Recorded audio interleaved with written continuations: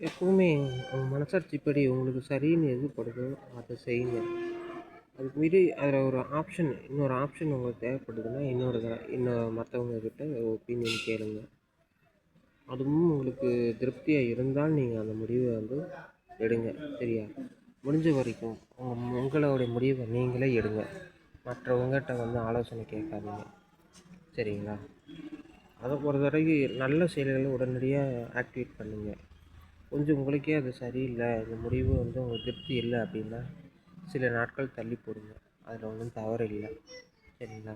முடிஞ்ச வரையும் மற்றவங்கள் பேச்சை கேட்கக்கூடாது.